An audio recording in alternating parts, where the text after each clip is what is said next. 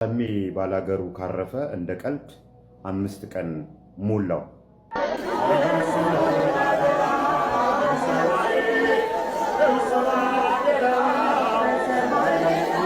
እንደሌለበት ምንም አይነት ህመም እንደማይሰማው ነግሮን ነበረ። በር የለብኝ፣ ግፊት የለብኝ፣ ምንም 6ቱም ጸረ በሽታዎች ነፃ ነኝ ከ6ቱም።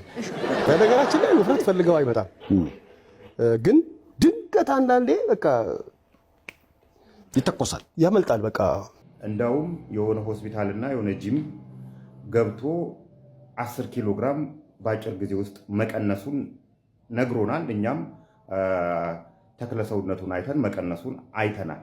ኪሎ ቀንሻለሁ። ዛሬም የኪሎ ለውጥ አለ። እንግዲህ በ7 ሳምንት ህክምና 10 ኪሎ ቀንሻለሁ። እሱ እንደቀጠለ ነው። ድምፃዊ ሰማኸኝ መለው ሰሜ ባላገር ህክምናውን እያከታተልኩ ነው። በድንገት ግን አርፏል የሚል ዜና ሰማን። እንዴት ሊሆን ቻለ የሚል የሚያስረዳን አካል ሊኖር የሚገባ አይመስላችሁ? ቤተሰቦቹ፣ ጂም ቤቱ ወይም ደግሞ ሆስፒታሉ የሞተበት በድንገት የሞተበትን ምክንያት እንዲህ ነው ሊለን የሚገባ አይመስላችሁ? ሁልጊዜ ጭንቅላቴ ውስጥ ስለሚመላለስ ነው። ከምቶ ቤተሰቦቹ ወይም ጓደኞቹ የአሟሟት ሁኔታ የምታውቁ ሰዎች እንደኔ ጥያቄ ያላቸው ሰዎች ይኖራሉና ብታስረዱን መልካም ነው።